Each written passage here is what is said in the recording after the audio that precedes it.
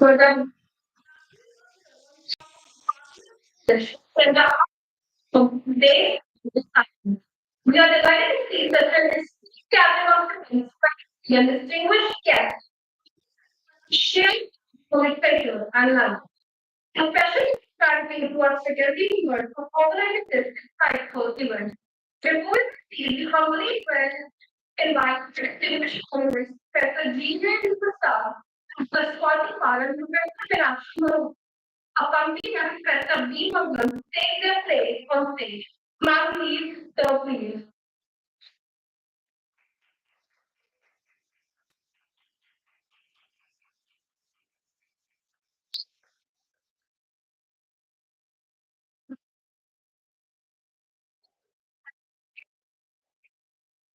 It's just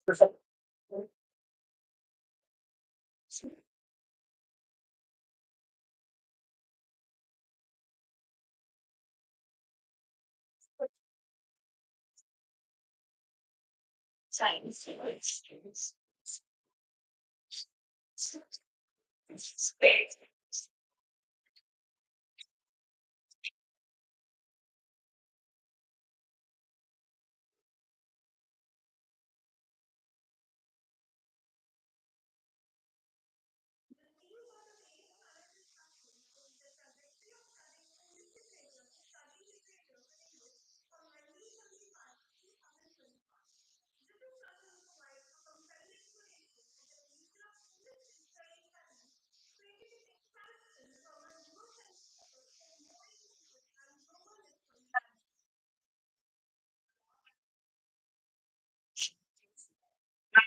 Senior infliction is not this one what something circumstances.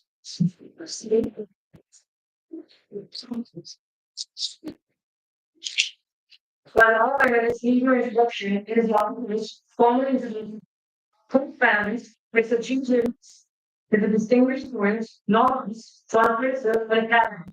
He is served as a professor of English at the Royal American University in New Delhi, where he brings certain teaching at Center of English Literature, Modern Drama, Translation Studies. These episodes have covered rights in India, English, literature, language, location, and have been influential in shaping the discussion on Indian literature and cultural identity.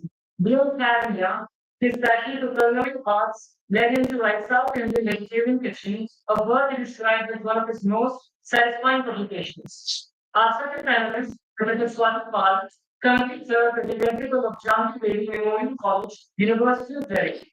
A Charles Wallace Scholar and the first Asian recipient of the John McGrath Creative Studies Scholarship at Edinburgh University, she is an accomplished scholar and creator of foreign studies and cultural history. She has authored multiple books on theatre, creative, and academic writing. In her research and reviews translation from Hindi to English. Her poetry appeared in anthologies, such as In Absentia, The Living On. Professor Pal holds three leadership positions, serving as Vice Chair of the Indian Association for Commonwealth Literature and Language Study, and then State Chair for the 200 Clinical World Peace under the Women Economic Forum. She has received numerous accolades, including the Lifetime Achievement Award in 2017 for contributions to educational administration in German companies and Dr. Swati Krishnan Memorial National Teacher Award in 2018.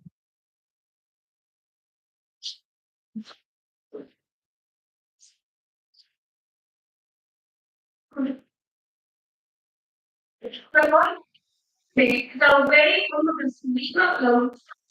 Their teaching career has significantly contributed to dialect studies, translation studies, Indian classical literature, and feminist and post-colonial theory.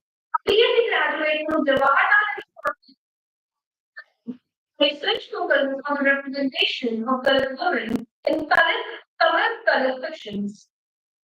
She has published extensively on caste and gender discourse, Asian and modern European drama, part has been fatal. In the curriculum development, contributing slavery provisions are the space that yes, graduate students have North and South campuses of the University of Delhi. Chairing today's discussion is Professor Meenakshi Professor of the Department of should not follow most of them. For the distinguished academic careers, spanning over 3 decades, she has made significant gender studies, women studies, and South Asian literature. She has authored notable work including with gender equality in South Asia, negotiation resistance, starting in 2023, Unclaiming the Eye, automatically stock of orders from 2019, and another study, 2021, she has received several prestigious grants, including the Working and Commission, Charles Wallace Prize for Academy. Beyond her scholarly work, she has contributed to curriculum development at Indira Gandhi National University and Ambedkar University and remains engaged with and academic committees.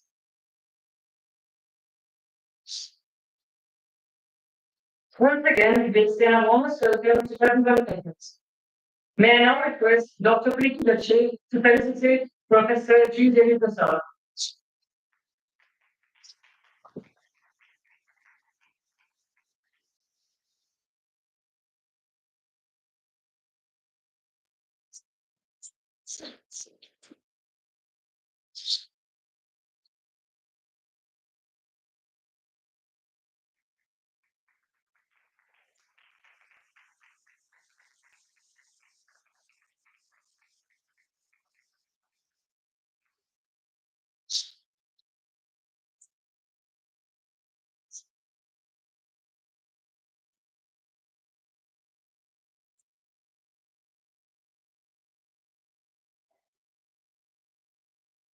May I now request the Royal Box next to to participate in the sliding farm.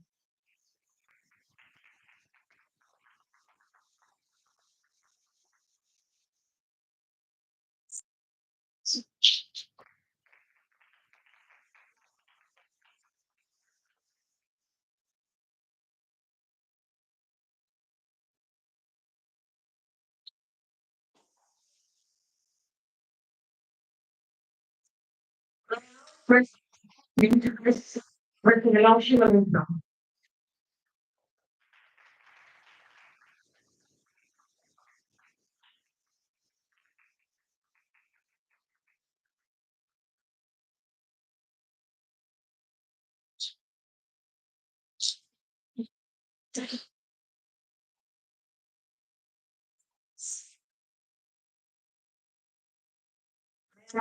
First, Alka Lakela, felicitate Professor B. Namia.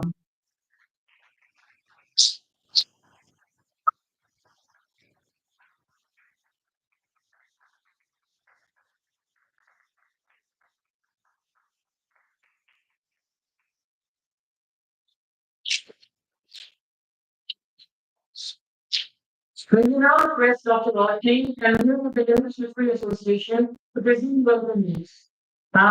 Please.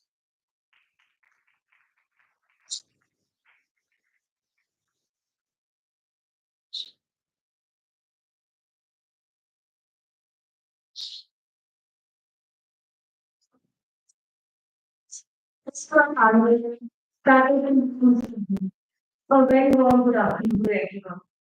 It is an honor to welcome you all to this discussion on trajectory of studying English literature to studying literatures in English, 1975 to 2021. This transition marks a significant shift from the British-centric literary tradition to global, inclusive, and pluralistic literature. For most of the past, English literature primarily referred to British literary canon, reinforcing a Eurocentric perspective.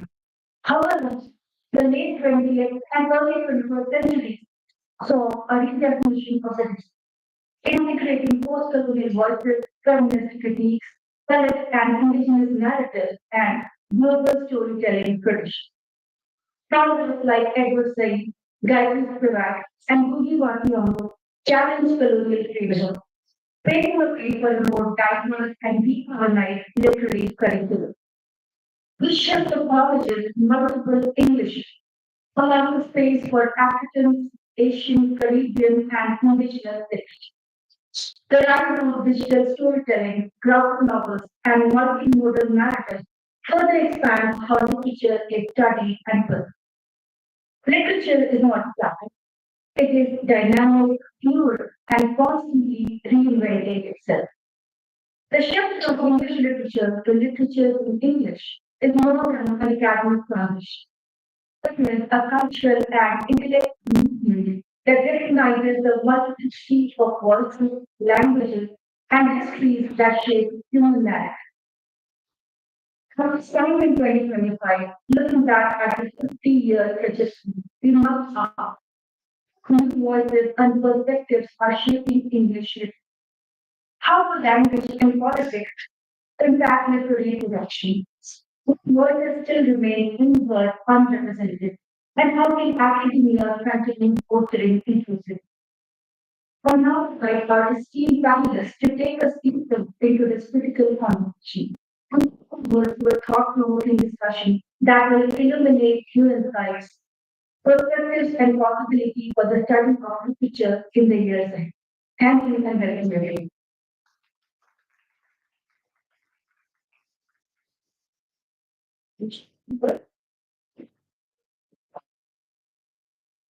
Thank you, Michael. We now hand over the mic to the panel. Thank you. Yeah. Should I speak from here? I said, yeah. Okay. Thanks. That's very comfortable. Yeah. So, yeah. So this is a period that is, as already pointed, a pretty difficult one that from the 1970s to 2025 is a pretty long span. But just to think about a couple of decades when the empire was striking back and action was really happening, what was it that shifted? What was it that changed? So initially we had writers like Mulraj Anand and others who were talking about this. But anyway, I mean, this is not a talk, this is just an introduction. But thereafter, I think 1991, Salman Rushdie's Midnight Children is something that changed things. And in the 80s, we see there were a kind of onslaught on both sides, from the theories of feminism, psychoanalysis, deconstruction, etc., which were not really felt in Indian academia or the part till the 1990s. On the other hand, the book like, Land of the Land, which came out in 1992, edited by Professor Sundarajan, the 17 contributions there, contributors, talk about the importance of bringing in Indian literature in English and the Bhasha literatures. So basically, this is the inaugural moment for a discussion where we delve into some of these issues and use, the kind of the different lobbies. So there was this translation lobby, there is an Indian literature in English lobby, but reigning over it was, in a sense, British canonical literature for the longest time. Till 1999, in Delhi University, we were just studying English literature with almost a tokenistic presence of even American literature. But it was Euro-American in its orientation.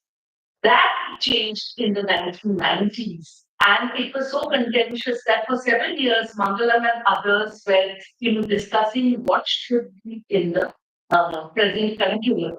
And 1999 onwards, it was the same thing about 2017 with some experiments here and there. So we had a CBCS and then we had LOCF, and now, of course, we have that. But the restrictions also happened in because of post-colonial theory, post something I think history students are reckoning with in other disciplines as well, and some of those issues pertaining to English would be taken up further in the course of the discussions. The other is decolonization, which is really look at what happens post globalization, history of the global south, and so on, where the orientation itself becomes different, where issues like economic development, environmental issues, climate change, all these areas come into the so it's no longer empire striking back at the at British culture and so on. But it is also what is it, what are the urgencies that should occupy us at the present time. And literature, like other disciplines, holds a mirror to much of those. I will now pass the mic to the very capable professor who is my PhD supervisor. Thank you.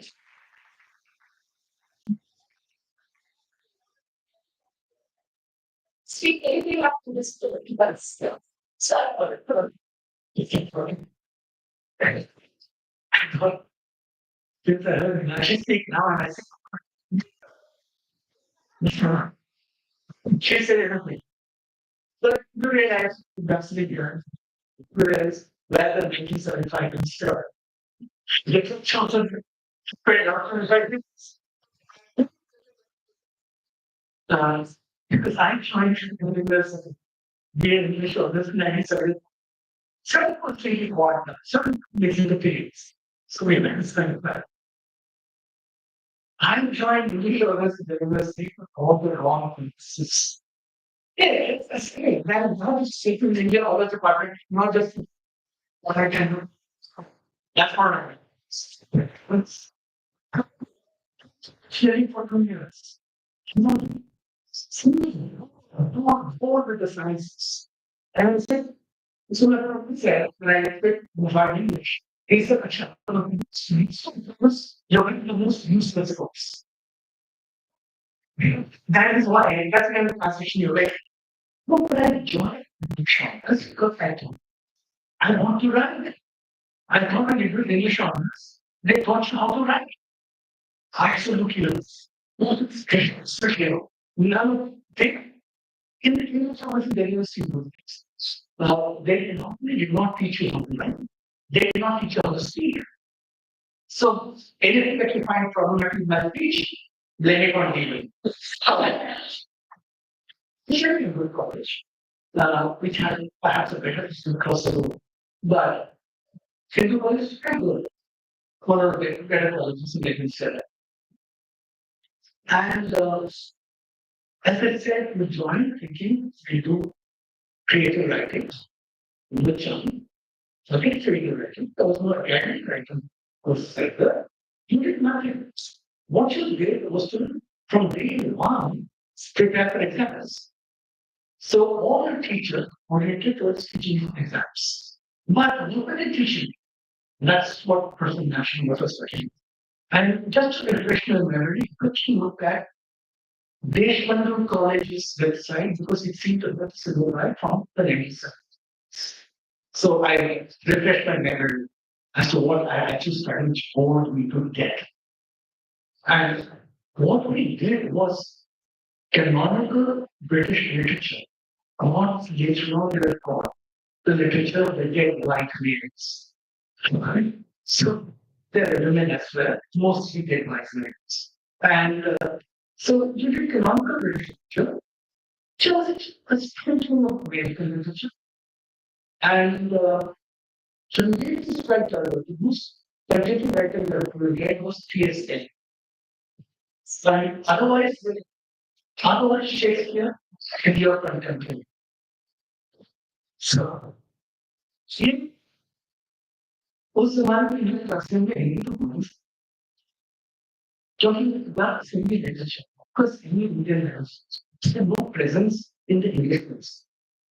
So even if you look at okay, translation, you are going to see this, big things like so you said some would be like questions of the process and things like that. You did that in translation. You did maybe another day in translation. Came later for me, but had already been certain but no mention of Indian literatures in translation, no mention of even European literature, other than this orbit in translation, no contemporary literature from anywhere else either. So this is the syllabus. We're doing Milton, we're doing Chaucer, but I understand what. There's not so much the syllabus, there's also what was happening at that. Many of you will not even know what the 70s in India. You don't have any even thought of it on site. Not even speaking that she's always does us. Right? So what happens next is that Indian account because English is supposed to associate with official language of India. Like it's in the constitution for 15 years and then 3 years. And all states are agree to English legal. The southern states won't agree with southern restriction. And they have huge anti-imperial restrictions in the systems. Very bad. In the opposite direction, north was Angrezi Hata. So everybody said, Angrezi to Hata diya, Angrezi nahi hata. We removed the English but not the language. Very much. So Angrezi now what's happening here. The whole idea of speaking the thing, then the field was the they don't make it. It's a colonial language. Why are we still in the colonial language? Still studying million people, literature, very studying that literature. And all the Marxist critics that we had, all the Marxist teachers and incentives, many of them share still. The Marxist teachers who come and tell us irrelevant of facts. How interesting, how irrelevant, how it had no place at all. In fact, and many sense will also say the same thing. I have the poet Aga Shahid Ali was my teacher, and Aga Shahid Ali and I spent 1 whole hour when he was telling me how stupid it was to be studying English in India. And I said, he had to come here. And he said, stupid, stupid, stupid. I'm stupid, you're stupid. Why am I teaching her? So he went up the barrier. I told him, I told him, course you can make sense of it. Left engineering, you believe English, so I went to So the Marxist statistics, low justice.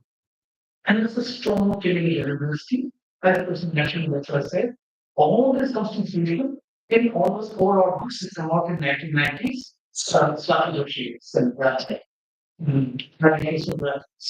and Susan Harus, and Sudhakar Bhatta's anthologies of essays on English studies in India. Last one, this is started comes around 1999. This is correct. Starts with the studies. So all these guys, the Marxists are taking to be uncomfortable. The studies are relevant, I'm relevant, is relevant training. But nobody resigned. None of those teachers resigned everything.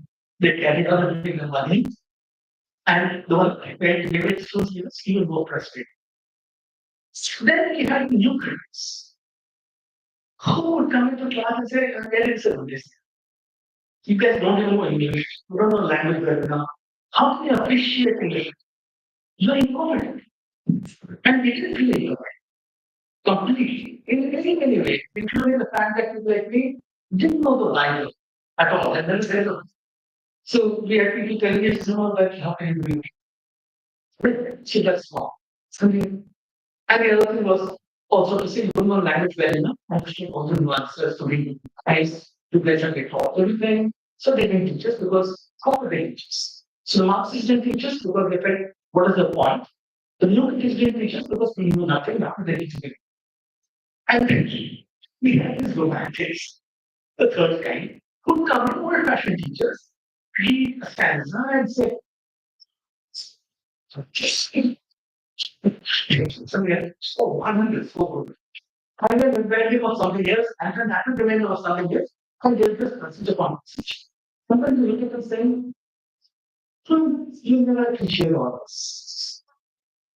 You know the contradiction was when we find stanza, you can point out a different stanza at my different who does the same thing. If you can't, you're not a British. Because sharing condition, I start in the next answer. So I realized that English literature was not for me or for any of the classmates. The statistics are telling we started with 40 students first year, we were 20 in the second year, we were 10 in the third year. So, seriously, seriously. And only 3 of us went on to the Navy. 2 of us ended up as teachers to do the same thing to us. So, like the idea. Sure.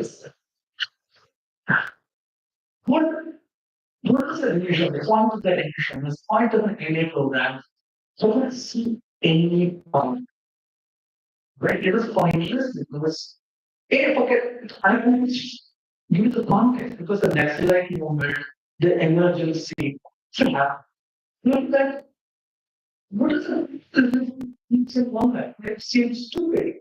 Seems stupid. English also English studying English is country with nationality issues which are highlighting so many disparities with emergency which has practically taken away all rights of all citizens and you wanted to fight English commerce. Studying English commerce. That's not another thing. Our lives did not enter the classroom. Our politics around us did not enter the classroom. Nothing entered the classroom. I'll tell you how I stayed on with the relationship. I was on capital, mother God. Like many of you, many students here, will carry on studying and I don't know what else to do.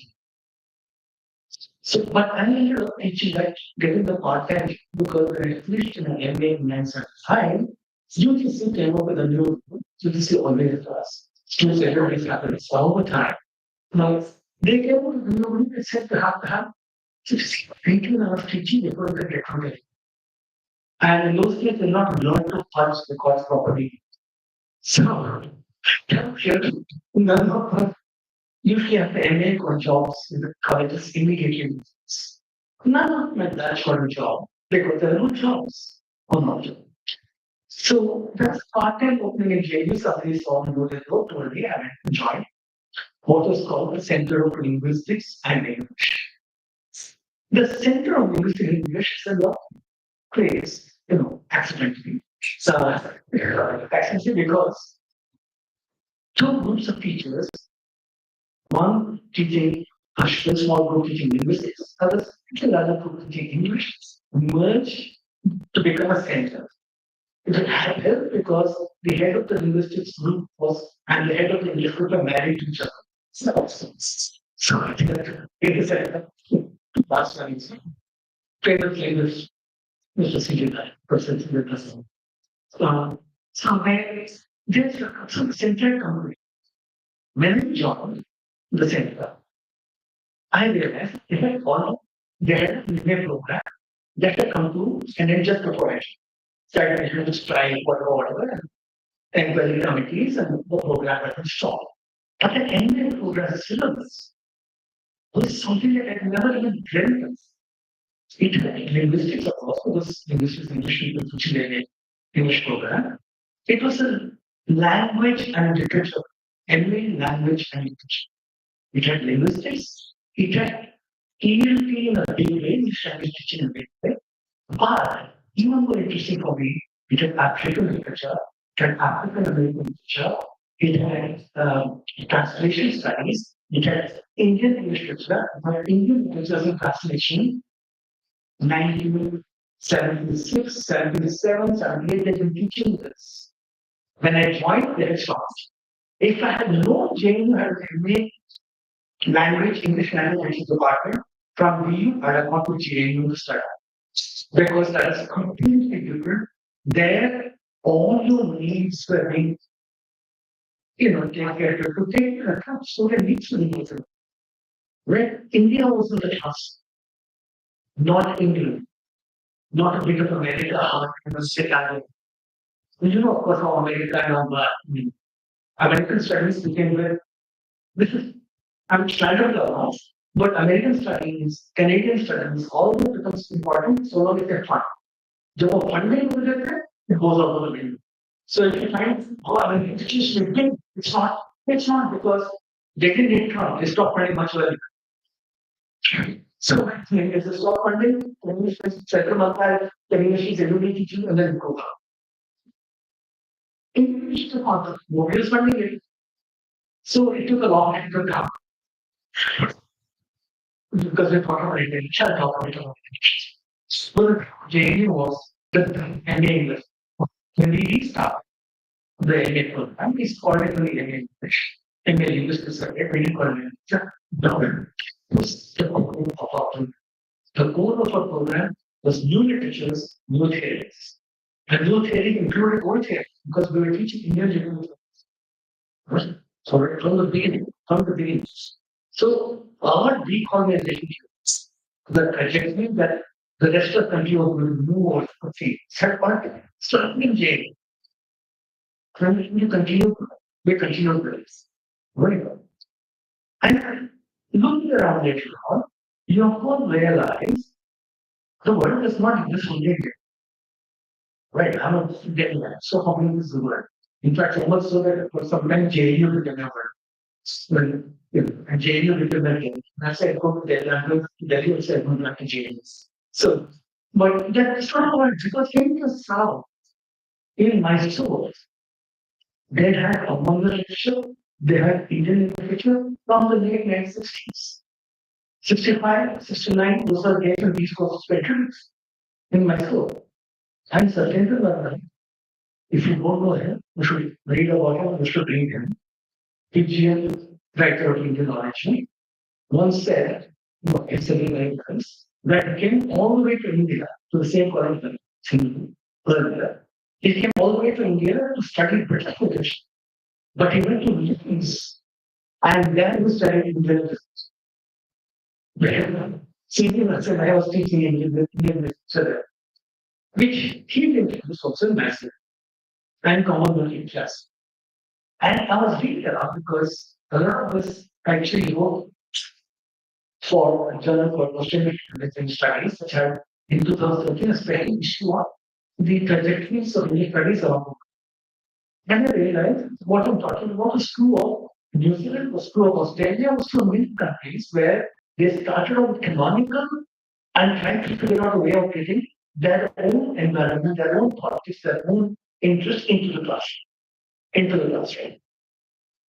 The other thing that I realized in JU, which didn't realize very late, was the whole business of language teaching. When I joined JU, we realized it was a language teaching center where which took its services to people in the university very seriously.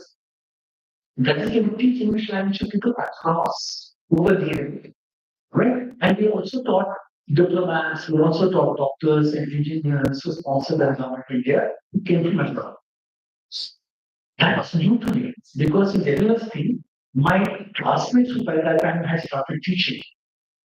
The one thing they hated, one thing their colleagues hated, the one thing students hated was teaching English language. They thought it was beneath. English literature. You could see it later on when people joined English honors, like me, wrongly. Because people started joining English honors after the 1990s to early 2000s to learn English. Right? And one English होता है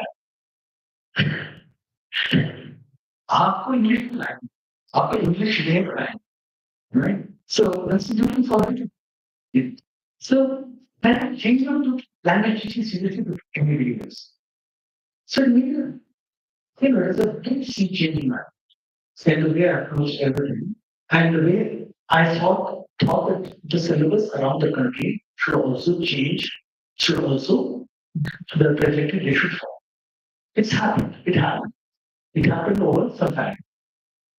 But I lost the sense of frustration, sense of ennui that I had in the university when studying the 1960s.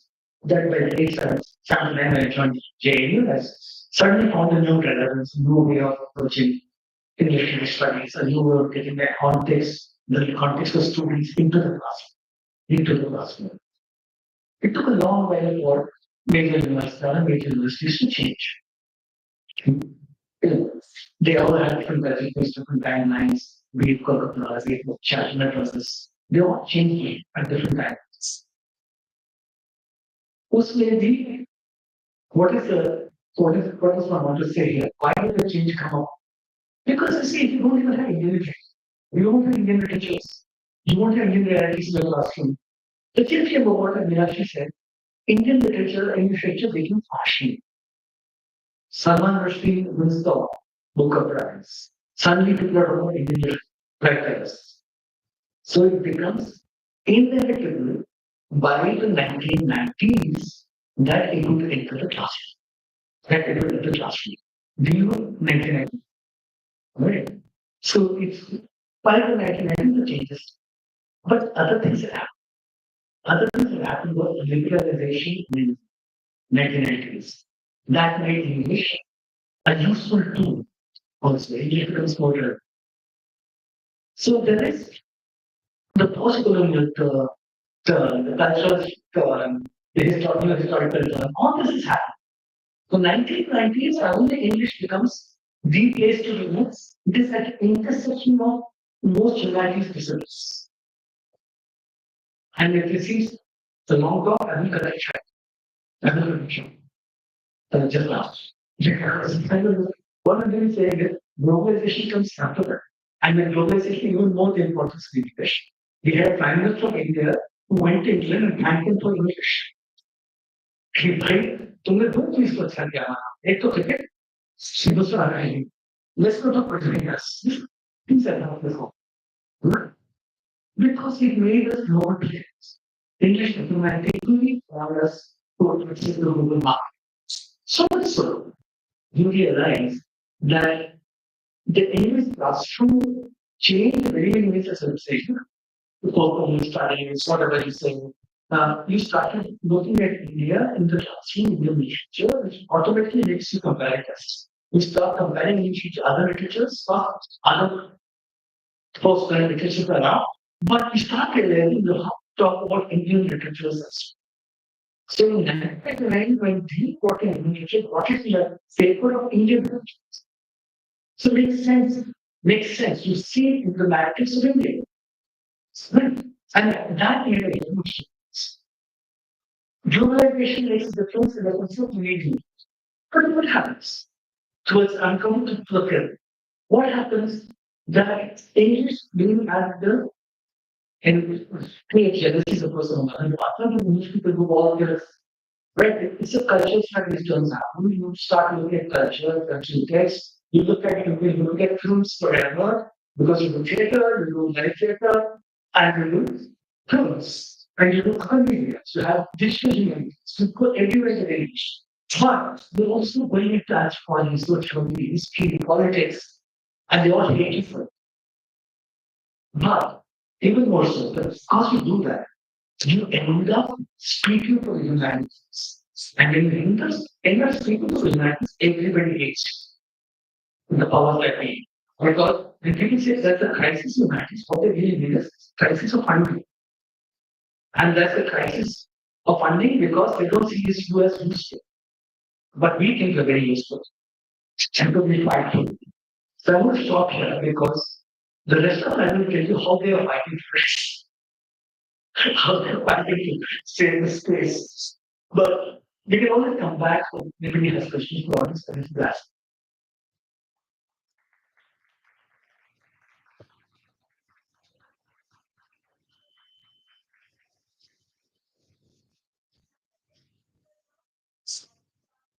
As was and this what she's given us for the body. How is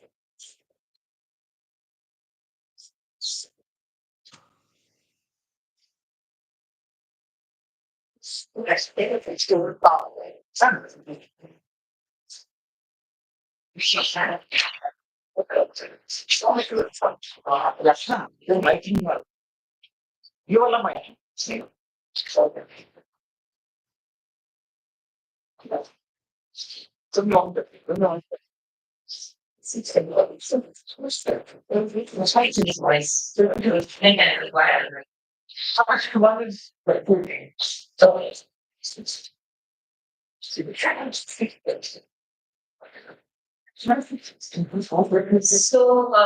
speak after your own teacher, Gauri Pratap, and especially when it's connected to TJP Prasad, who's all of our teachers.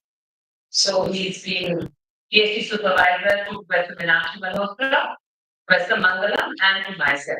So literally, the entire panel is his, I would say. So thank you so much, Aryabhatta College, and in particular, thank you so much, Mangalam, for inviting me here.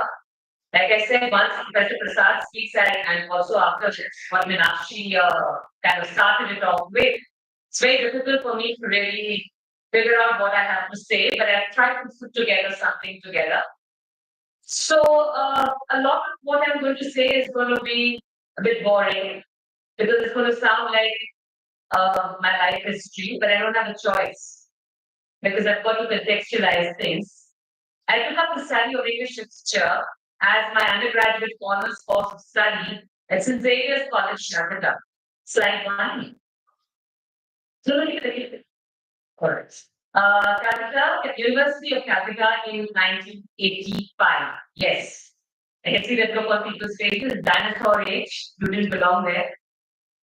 It was 3 decades since the country had gained independence, and exciting developments in English were happening as Indian creative writers were writing in English. Professor Prasad has already outlined a lot of things for us, but just as a recap, let me take you through from a little before 1947 to 1970, as developments in these decades certainly impacted the times to come. Slide 2, please. The period leading up to India's independence in 1947 laid the groundwork for the emergence of Indian literature in English, and writers grappled with the complexities of colonialism, nationalism, and cultural identity. It was during this time that notable figures like R.P. Narayan, slide 3, Gulraj Anand, slide 4, and Raja Rao rose to prominence with their seminal works, slide 5. The period following India's independence witnessed a surge of optimism and experimentation in literature in English as writers grappled with the challenges of nation building, identity formation, and the legacy of colonialism. Slide 6. One of the most celebrated figures of this period is Raja Rao, whose novel The Serpent and the Rope explored themes of spirituality, philosophy, and the search for the ultimate truth. Drawing upon Indian philosophical traditions and Western existentialism, Rao crafted a deeply introspective and philosophical work that resonated with readers both in India and abroad. Slide 7. A new generation of writers also emerged during this period, pushing the boundaries of literary experimentation and innovation. Kamla Das, known for her candid and provocative poetry, challenged societal norms and conventions with works like Summer in Calcutta and The Descendants. A bold exploration of themes such as female sexuality, love, and identity paved the way for future generations of Indian women writers. Slide 8. Mr. Ezekiel, another prominent poet of this era, captured the contradictions and complexities of post-independence India in works like The Unfinished Man and The Third. His dry humor, keen observation, and linguistic dexterity made him a distinctive voice in Indian literature and English, earning him recognition as one of the leading poets of his generation. Slide 9, we now move to the 60s to the 70s. The 60s witnessed the emergence of new voices and perspectives in Indian literature and English as writers began to explore a wide range of themes, styles, and genres. This period saw the rise of feminist literature, diasporic writing, and the exploration of identity politics in works by writers such as Anita Desai, Arun Solatkar, and Salman Rushdie. Slide 10. Anita Desai, known for her introspective and finely crafted novels, gained critical acclaim for works like Cry the Peacock and Voices in the City. Her evocative prose, vivid imagery, and exploration of themes such as alienation, displacement, and cultural dislocation resonated with readers worldwide, establishing her as one of the leading voices in Indian literature in English. Slide 11. Arun Solatkar, a groundbreaking poet of this era, experimented with language, form, and imagery in works like Jejuri and Kala Bhula poems. His poems, characterized by their surrealism, irony, and urban sensibility, offered a fresh perspective on the complexities of modern life, challenging readers to see the world in new and unexpected ways. Slide 12. Salman Rushdie, both Professor Manash Malhotra and Professor Prasad have spoken about him. Salman Rushdie, one of the most influential writers of the late 20th century, burst into the literary scene with his debut novel, Midnight's Children. Set against the backdrop of post-independence India, Rushdie's epic narrative interwove historical events with magical realism, political satire, and linguistic exuberance, earning widespread acclaim and, as we mentioned, the Booker Prize for Fiction. So the period from 35 to 70 witnessed a remarkable evolution in Indian literature in English, marked by the emergence of pioneering voices, the exploration of diverse themes and styles, and the assertion of cultural and literary identities against the backdrop of colonialism and post-independence nation building. From the realism of R.K. Narayan and Rukraj Anand to the modernism of Raja Rao and the experimentalism of Salman Rushdie and Arun Kalakar, Indian literature in English during this period reflected the dynamism, diversity, and complexity of Indian society and culture, leaving an indelible mark on the literary landscape of India and the world. That sounds great, doesn't it? So I come to the inevitable but. This is where the big but comes in. When I say but, I mean beauty, of course. While all of these fascinating developments were taking place, what was happening inside the classroom? Were we being given any insights into these literary strides in English being taken by our own Indian writers? Did we get any idea as to the kind of issues English would take up through literature, issues that were most relevant to us? Was there any indication that we could speak English differently from Queen's English and write in an idiomatic English that was not strictly British? The answer, my friends, is no. There was a big divide between the literary scene in India in English by Indian writers and what we were taught as English literature, actually British literature, as a literature belonging to the British whose language was English. And what did this do to our imagination? Now, I'm a Bengali, and my paternal roots are deeply entrenched in a village in Bengal. But even someone like me, and I visited my village every year, even someone like me, always, whenever the word village would be spoken about, it would conjure up in my head thatched roofs, roses climbing up the trellis, and tea always meant cucumber sandwiches, right? So clearly, the English curriculum at school and college had a lot to do with the way that my imagination worked and the way that I read. It's like the heat. At the risk of, as I said at the outset, making this a kind of sharing of life history, which obviously I can see you're not interested in, but in order to contextualize, I must share some details. I completed my 10th boards as per the ICSC curriculum of La Martiniere for Girls, Calcutta. Next slide. That's my school. At that time, this school was one of the most, so I've got a very privileged and a very elitist education. I'll confess that. Okay. This school was one of the most elite schools of Calcutta, and perhaps it still is. It was expensive, and all the children had access to English in multiple ways and spoke it proficiently. I went on to complete my higher secondary education from Loreto House, Calcutta. Next slide, please. Yeah. And then I had the West Bengal Board of Higher Secondary Education. My batch was the last batch, actually, which had that. In the former school, English was my first language, and as per the West Bengal Board, Hindi was my first language. The reason why I'm sharing these details is because various aspects are inextricably linked to the teaching and the learning of English language and literature. One, the kind of school that one attends, especially the kind of teachers. In my case, for example, I had teachers who had themselves been trained by the Brits or by the Irish, and their focus was primarily to promote Queen's English. Okay. Then the second thing is the boards and their differing focus to their curriculum. ICSC, which even in secondary school ensured that we read at least 2 Shakespeare plays in the original by the time we were done with 10th grade, and the West Bengal Board, or Ucha Madhyamik as it's called, where we had a radiant reader and a collection of poems, as far as I can recall. And those of us who wanted to take up English honors were actually privy to what was called advanced English classes to prepare for entrance exams for college.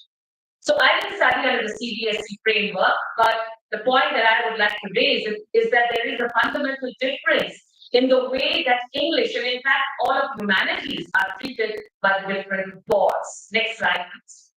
For me, the West Bengal Board of Higher Secondary Education would be comparable to the CBSE. This is something that I've sourced. You can see the source.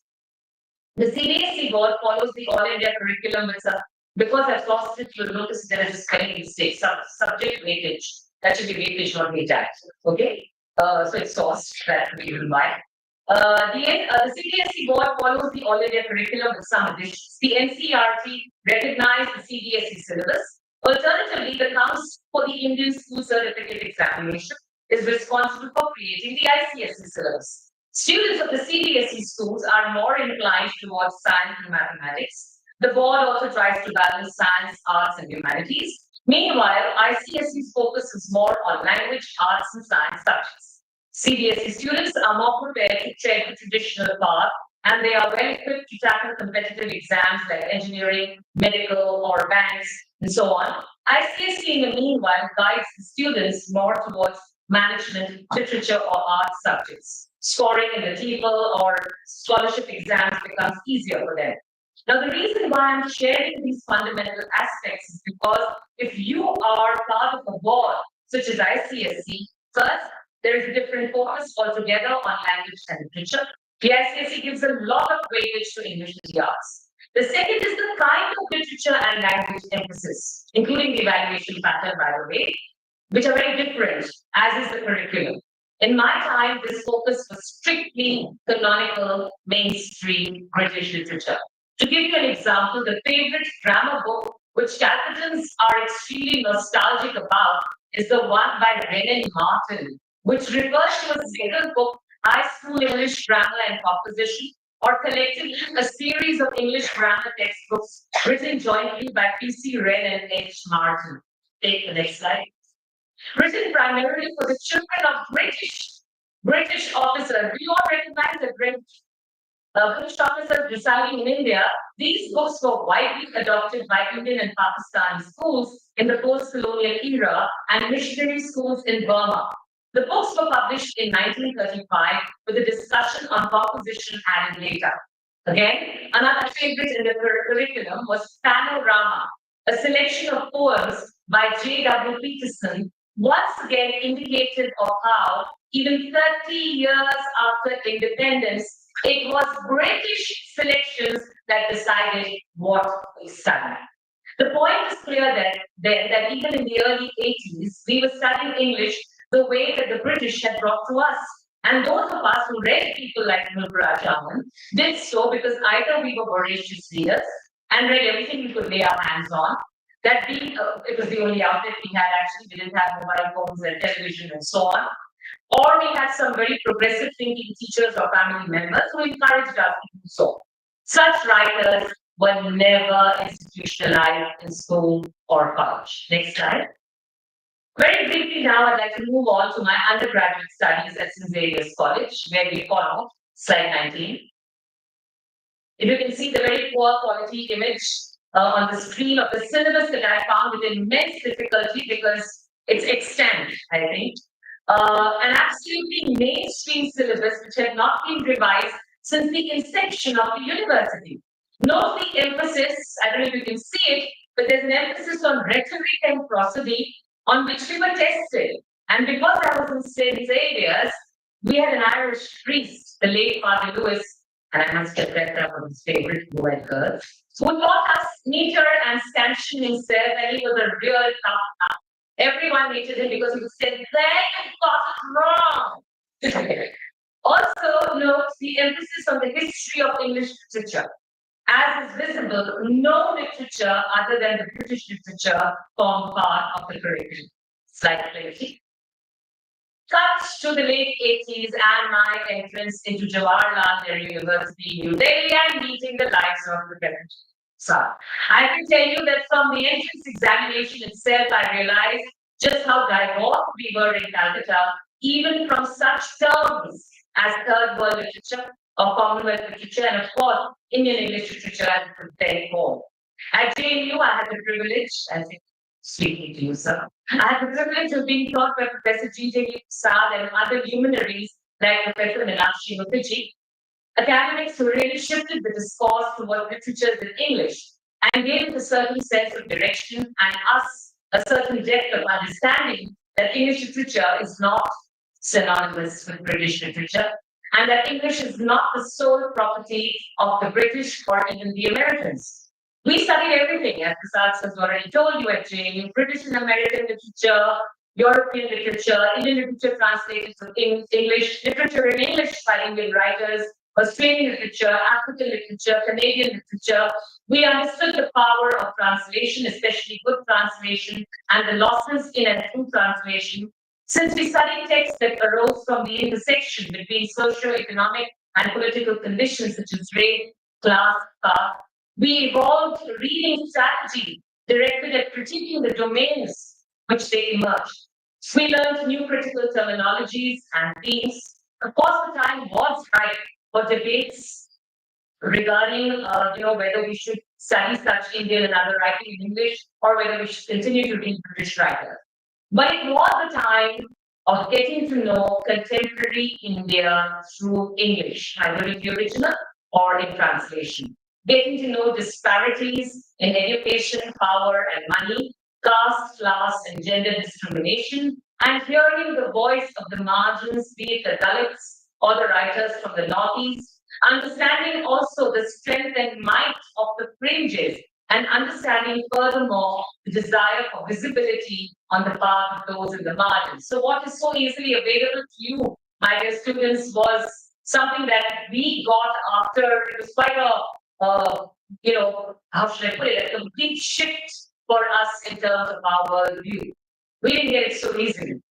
Keeping in mind at the time, I will conclude by saying that more than the concern about the way that the English syllabus is being redefined and maybe further redefined in the years to come, and the imminent possibility that the wealth of understanding and knowledge that we have enjoyed since the late 80s may be curtailed, there is a much larger concern.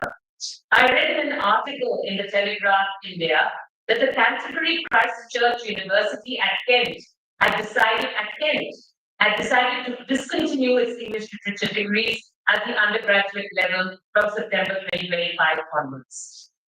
Goldsmiths University of London, says the article, is also cutting its Black British Literature and Black British History master's programs, while Oxford Brookes University and Surrey University are downsizing staff in several humanities departments, including English, history, and music.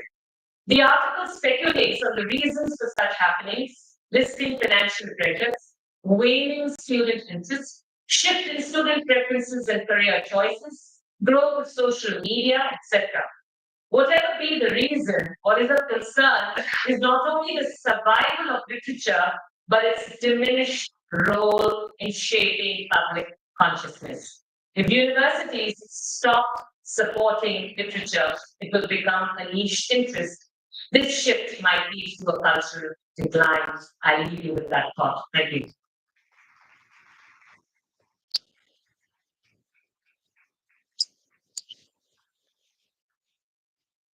Thank you so much for that, Professor Paul. That was absolutely, I mean, you maybe it's not is inadequate, but you ended on a somewhat depressing note and create a sequel. It's happening like for good. There is digital communication that has the world be something large data, things like that. But I now invite Professor Morgan.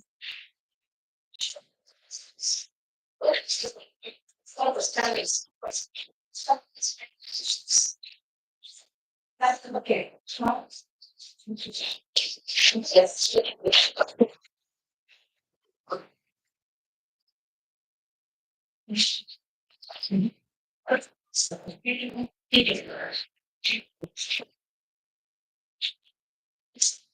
Thank you, Ankit, and thank you everyone for staying on. It's been a really long day for us, our students especially, and I promise my students I will go on and on and on as I do in the classroom. Present full of my slides, and even these are more in terms of making notes for myself. And I'm so happy to share the space with Prasad that I might strike off the board in time. So please have your badge. strictly talk on a very limited area in terms of syllabus formation, discipline formation. And what I wish to talk about is primarily the curriculum making the past 3 or 4 decades. And I would do much time with the scientists and institutes that have been covered from me by the mathematics. But I certainly would like to talk in terms of curriculum making. This appropriately kind of consolidates discipline formation is not an easy process. Not only because it takes time and a lot of passion and commitment from so many companies and teachers, but so more in terms of we are constantly also coming to clash with various parts that also try to influence the curriculum. So it's a challenging process. I just want to reach out some of the issues and how we manage ultimately to move from the legacy that we inherit and then also manage, I hope, what is supported to problematize it and to kind of manage to introduce new areas of interest. The second slide. The first major issue that I would like to cover is to differentiate the movement from the canonical to the non-canonical. And in terms of which the various curriculum revisions managed to do. And I would primarily focus in the 1990s because that was one that I was going with many of other teachers from the university that involved. This is a very democratic process. So democratic that we went on debating and fighting with each other and trying to bring in so many areas, new areas, that the process went on for, believe it or not, 9 years. Unfortunately, the chairperson at that time, teacher was prevailing, warned us, you either go ahead and let me pass it or else you go on teaching earlier syllabus that you have studied as a student. And that did the trick and we agreed. So on further, tweaking it and we would have gone beyond 1999. So the biggest aspect that we managed to do was to revise the canon that was available to us, and in the process also reformulate a fresh canon, a fresh canon, a new canon. And this brought in the focus to how we began to look at the notion of mainstream versus marginal. By breaking the marginal, we were just the mainstream and the marginal, the same space, within the same space, and then that helped us to change our emphasis in terms of how we assess, how we teach the mainstream canonical literature as well. So it was a kind of a two-way process by not just studying the mainstream part of, but also, preparation of literature. Usually just quoted in the same semester, two papers, one on British Reconstruction, the other on Indian writing English, and they were still coinciding the imperial era. So that we could bring in our realization on both pieces of literature. So along with the literary and cultures which had entered the West in the 70s and 80s, but we had access to it only since the 1990s. As it is, 70 lakhs of one syllabus, which was for my seniors, and the textual structure, but just in the honeymoon. And classical literatures of Greek and Latin demonstration was simply labeled as classical background. So the program remained British masters and it has papers all on British canon and also just had Jane Austen and Georgian perhaps, and I couldn't really recall any other major women's voice in that syllabus. So when I tried in 1980, our teacher was very gaga over how we are lucky, your batch is lucky to do in these syllabus. Later on, when I was looking at the documents, I realized there was really not much change. The texts were continued, except that the same author's text was replaced with another of his texts. For instance, we did not use Pride and Prejudice, which were read by our seniors, which studied maths. But we did not do one treated different form. So it was just a cosmetic change that had been kind of attempted and they were resting on that. The 1999 was a tool, first syllabus, major revision because it was syllabus, but major changes by the time when you start also touch the translation studies and kind of a global presence of Indian writing, especially in English, the awards and translations, it kind of boosted we are regular kind of reception to accommodate it. But as I said, we really had to fight very hard in terms of JNU was doing it, but then there was also kind of a really strong demarcation. So JNU can do anything and get away with it, but it's very or conservative when you follow the right path and you will not study this. In government digital communication and geo department, because they said, either if you want to do the go back or go to places like JNU or Jammu. Then they did not accommodate the area that I wish to study. So that was the time, and at that time we got in, we managed to bring it. As I said, even though it took nearly a decade, we made the changes by bringing in the translation to the textbooks and also Indian writings in English as well as from the various Indian languages in translation. Women's writing as a major paper. We thought put as an optional paper at this point, contemporary writing, and we began to problematize three major social categories in our English classroom, that was class, caste, and gender. And similarly, along with the post-colonial literatures, which was first prescribed only in the third year, we could bring in other voices from the new areas which either decolonized after we got our independence or were also earlier dumped together as third world literature. And we try to cover this again how Latin American literature or Philippine literature or literature cannot be dumped along with Indian writing into one umbrella terminology. That was so strongly located in terms of a feminist orientation, which was reflected in the syllabus formation as well as in the classroom teaching. For example, Vijay is Nagarajan, who has been part of the syllabus ever since English studies were introduced. In fact, right back when he said we have to train people who are Indian in blood, but they have to be serving us and very as very perceived. Standard English literature was introduced in India. Sometime later have been part of the English studies. This particular syllabus in 1999, 2000, Spanish lost was described in terms of we chose book 9 over book 1, which itself was a very interesting kind of emphasis, change of emphasis, because book 9 was about translation and items and interesting discussion in the classroom in terms of community, why are Satan and the further school of heroism, whether he is a hero or not. So starting book 9 was very liberating for the teachers and also for the students. And it's the syllabus which led to refresher courses. And in fact, this came out of such a refresher course. The refresher course is basically meant for teachers, and it was a 3 weeks duration. But you can imagine the economic debates that came up in such a refresher course that one entire could come was called Many Indias, Many Teachers. So that really kind of completely opened up a very new vista for English study. That is just a couple of examples that I shared. This also brought in classical literatures in the plural, and one thing, both the Western classical literature, Greek and Latin, as well as Indian classical literature, Sanskrit and Latin, were introduced put in one paper. Again, this was an optional paper, but it kind of allowed the students to access Indian classical literature for the first time, along with the Western classical literature.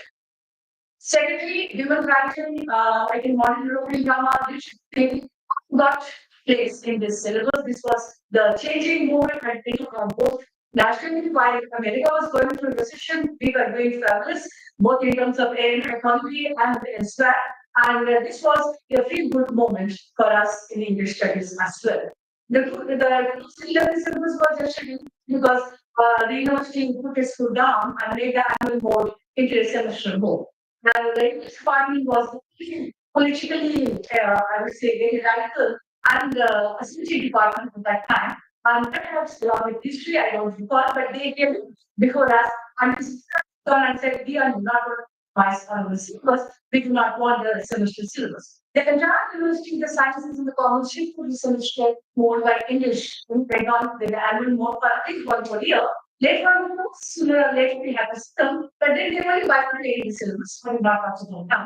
The FAU again was just rehashed, and all the option papers were made into portraits. It lasted only one, a single one. They were really poor kids. They were making studying that, but then they were only studying the previously made syllabus. But by kind of putting the question papers as core papers, it kind of gave a semblance that they are doing something new. But the methodology as well as the orientation remained more or less the same in that has additional confusion in terms of new notifications every now and then.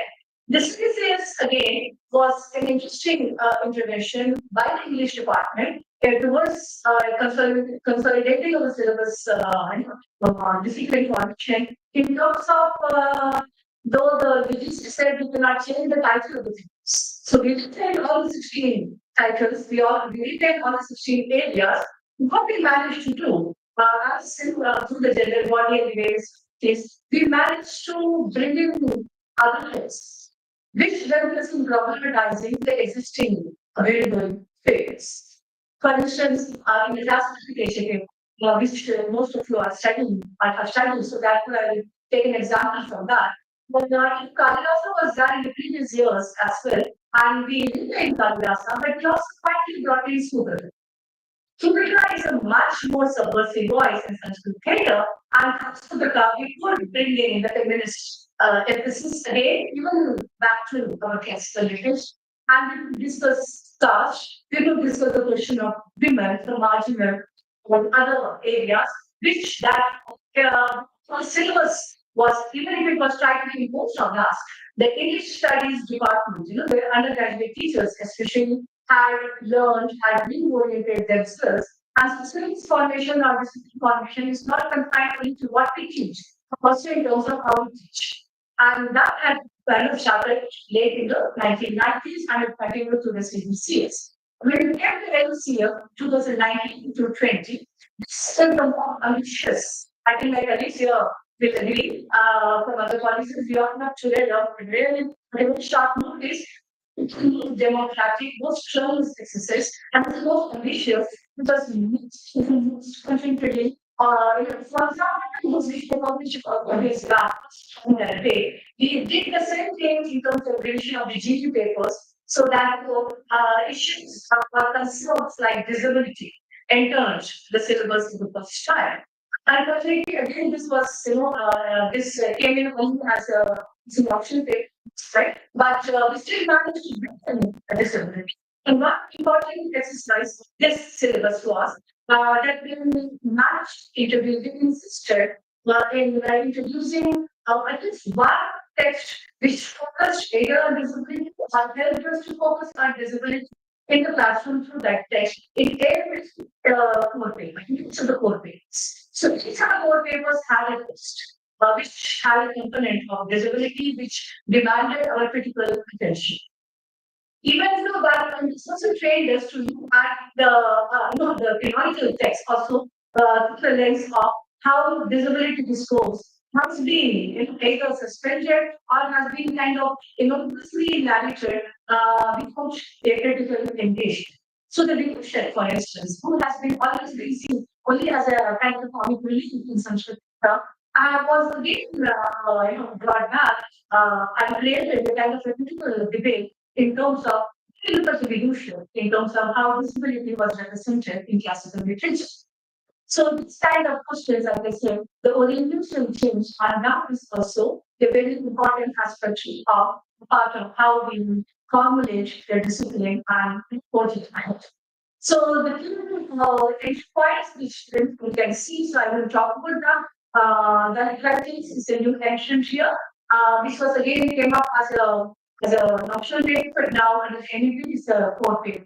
And there was a lot of resistance for this paper as well. We were told that we cannot use the term planet. Then we were told that caste doesn't exist in Indian classical literature, so why are we bringing this? It doesn't exist. As you are trying to institutionalize it. So there is a lot of resistance as well. to teachers' efforts to formulate a new syllabus. And that is something that we need to understand as how despite the challenges and the Indian universities, especially Delhi university teachers, have been playing a very proactive and positive intervention in terms of discipline formation and reformulation of the English studies. So there has been a paradigm shift in our classroom teaching. I think I managed to mention that quickly, and I don't want to take up so much time. So if you have any queries or any one of the points that we can take up, but these are the basic areas which began to reflect what the other panelists talk in terms of cultural studies. By removing caste, race, disability, we could engage in very meaningful dialogue in the classroom, which was also helpful in terms of taking the literature beyond text to our everyday situation, to our socio-political situation. So the subaltern began to speak. That way, Chakravarti still. But at least in the Indian English classroom, the subaltern began to speak, began to write, began to theorize, began to publish. That is also a very important source in terms of knowledge production that again teachers began to publish critical works. Earlier again, many of our colleagues from other departments used to flaunt their publications, but English teachers always believe if you do not publish from abroad or from OEP or from the big publishers, and they never do that as at all. They only went to the main university departments, colleagues, not to us. So it was even more challenging. You do not get any funding for that. But the 1999 syllabus made one big intervention in the publishing industry, and it was in terms of the teachers' critical, competence getting reflected in publishing and writing. Those days we were not publishing or writing to get scores. Right, in our promotion or in such thing, we did it in a genuine fashion and in terms of sharing our knowledge and mostly our teaching pedagogical experience. And in this context, there was one young publisher. He continues to publish in most of your India, but that publisher, World publisher, he actually made the syllabus work.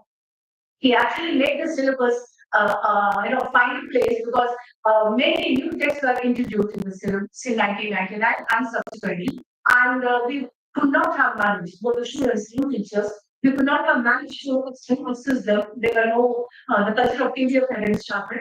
And so in those days, this kind of critical intervention from a low budget publication who could bring out books for 100 rupees, very valuable critical edition. And that was also something that we need to think in terms of the various problems. This is also a political intervention that the Commission is willing to risk its money and make a syllabus.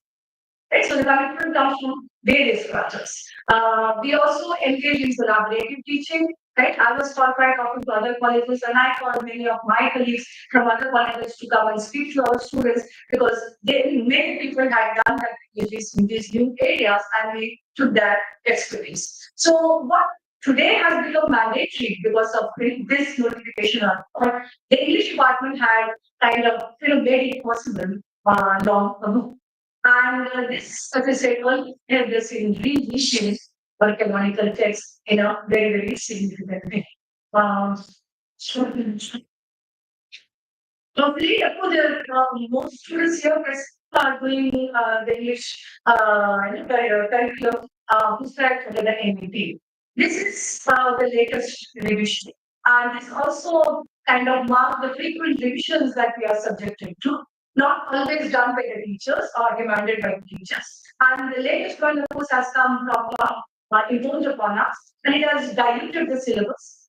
If you notice in what all we have discussed into the discussion in terms of what we managed to bring in, much of it has been structured, either in terms of time management or in terms of throwing things out of the thinking.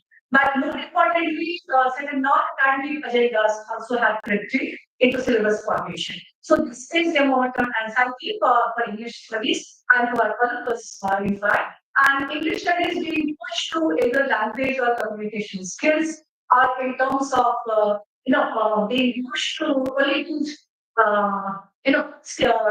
communication skills in professional spaces, in personal spaces, in another, in writing, etc. Is kind of limiting the impact that English studies has managed to make, right, post-independence, in our academic spaces. So there's also a lot of anxiety, in the authorities regarding alternate SDGs. And that for the resistance to include queer literature or disability studies or even that studies. So these have to be overcome. Of course, we do not lose hope. The tendency to emphasize more on credit acquisition. Is the reasonability of the degree, not only for English studies, but also I'm sure in other departments, in other subjects as well. So this uncertainty and this kind of flux in academic, what should I say, context is not a healthy one. And this indicates that this is the second that we have overcome many other forms of resistance, and this also we will continue to engage in a dialogue.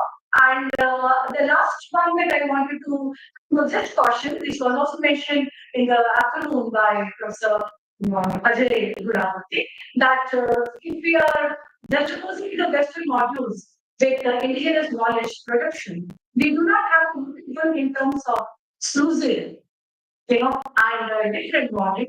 We need to continue to have a dialogue between the two. And also, we cannot adopt any either indigenous or Western mindlessly without seeing the relevance and position versus our contemporary partners. So, how do I look at this entire process from 1970s to 20s in our present context is that we literary studies did encourage or did was they didn't have no choice but to receive the work around the colonial legacy that it had to pretend.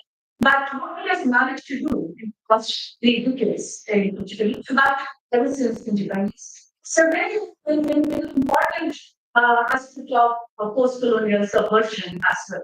So we have managed to support a certain kind of institutionalizing of literature in our classrooms with an alternate, more non-monolithic kind of emphasis. So not only in terms of whether we want this text or that text, but also in terms of how we teach that text, how we engage with that text critically in our classrooms, has made English studies, stay relevant and pertinent to our students and also to us.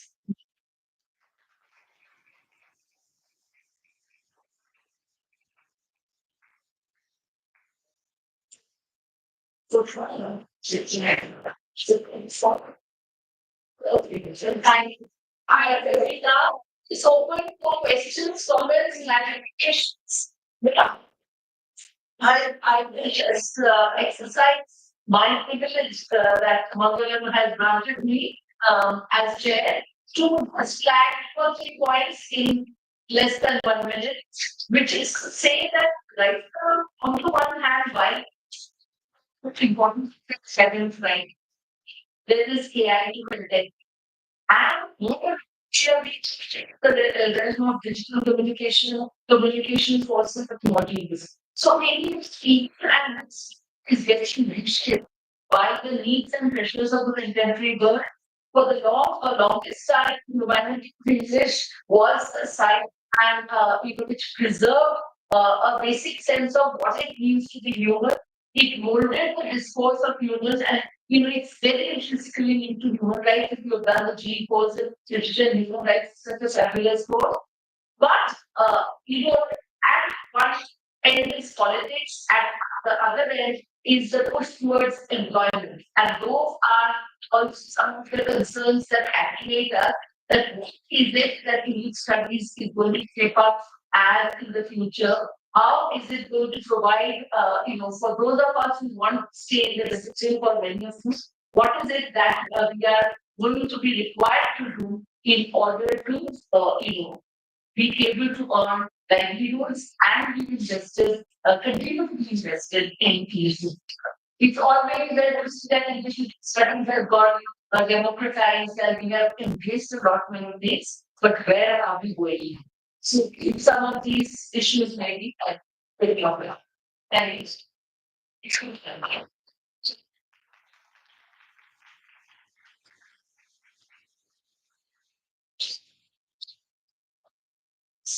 I think the one of the sign of everybody comes without choice. It's still tradition. Consider already from afternoon 15 paragraph 19274. I'm my whole classmates. I am Maya from Jenny. Now, my question was asked all of you after saying media, how you mentioned about the visual. Now, you others communicate the checks, language. We all are from different places, and we have this very diverse country. We have so many versatile of literature like this, Marathi literature. So do you think in future course of time we will be able to include all the different Indian forms of Indian literature in our paper in the next few decades? We have no further questions. But I'm going to also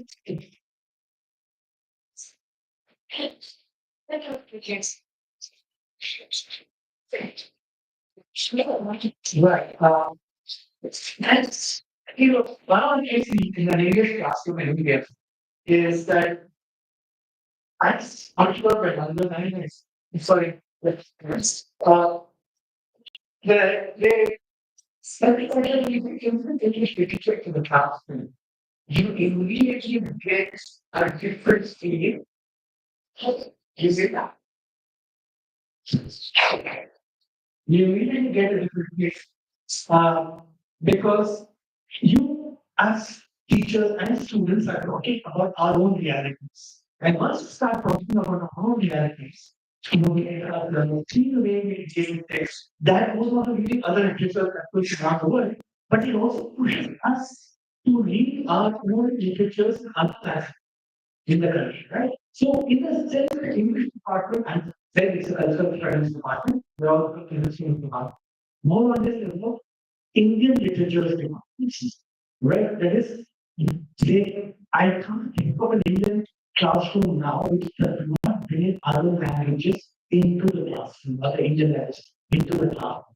So I can't think of teaching anywhere where it does not happen, right? And this is class at home.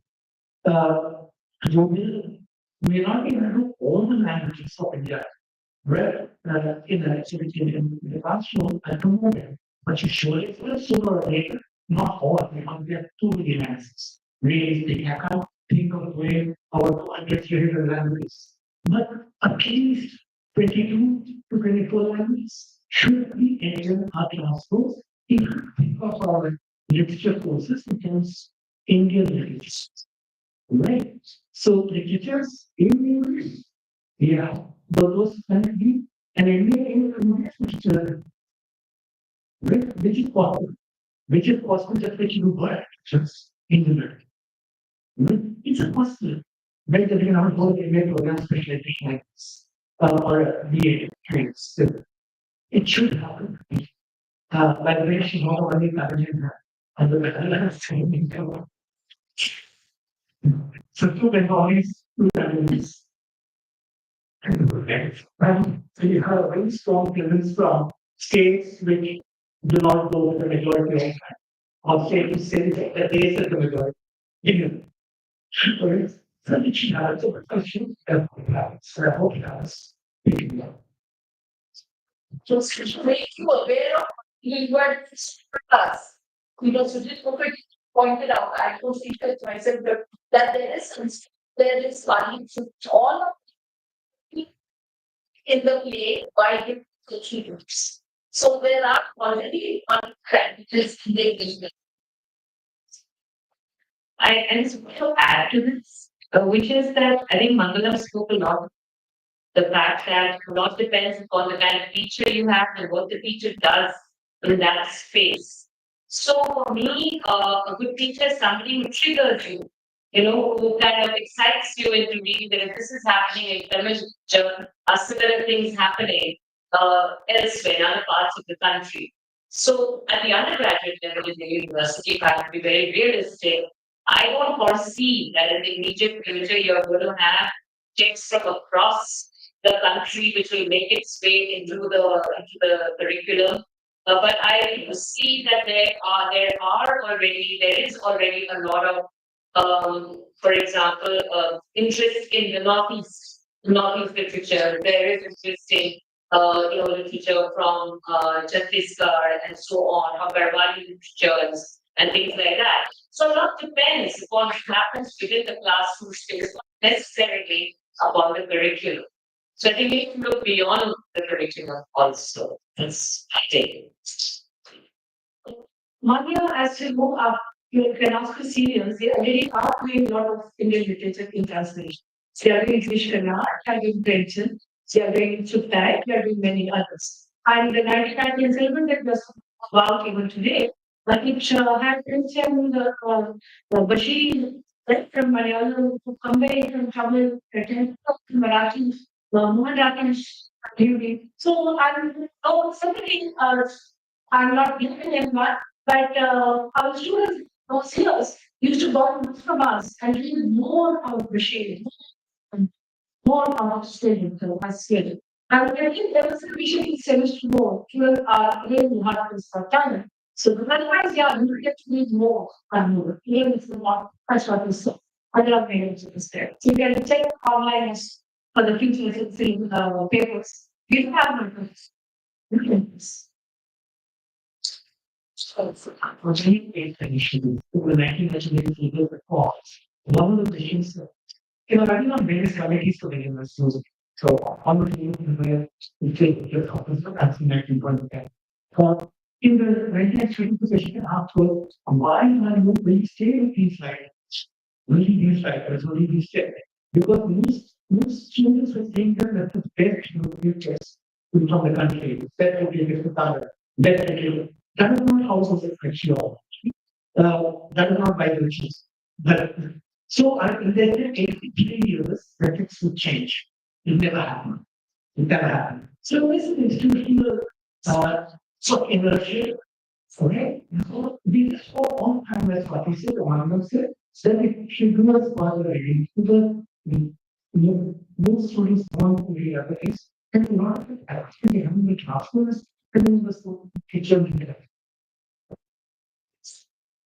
Yeah, this is speaking here. So my question is not related directly to what all of us said, but it was in the background. My question is based on assumption that there are three modes of doing one. One mode is humanity, another mode is social science, and third is natural science. So we have to know because I'm trying to know that what is that? What are the characteristics of humanities? And second, related to this, because in humanities, there is a tendency to draw information theories such as Marxism, post-structuralism, post-colonialism. So sometimes man negotiate with a different mode of knowledge that is certain. At my color can the only disappoints.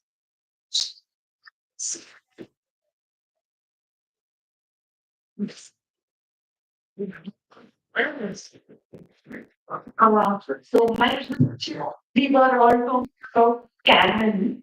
So our literary canon in the Indian context, like Indian writers writing in education, writing in English, especially Anita Desai and Rashmi, Shashi Deshpande and so on. Can not about other like the writers and so on, when we are talking about Indian writing in English. Right. Okay, I'm actually the question I can relate to the question, which is our information. Every act of delivery is like a time like in clinical studies. However, this consultation for a plan. But beyond that, I always tell my students forever that let's just talk about what you like. Let's talk about other things. Let's not talk about economical. Let's bring things you that will actually to talk about. That is your problem. You enter your own planet very bad because of the writers. Talk about the writers collectively. The writers who want others to be, that's your planet. So it will get this balance of the classroom is the challenge to the teacher. Right to get anybody into and therefore, but instantly, yes, self-information patterns all the time. Even the there is something to it already. There's something about it. And you can really question the word say, only other kinds of things. Right? When people have done it not quite clear. Right? So you push it from the time, get other writers in. And that again, not institutionally easily. Institutions have inertia. Syllabus formations take years, a decade, as what's happened. So here they call it social sciences of management.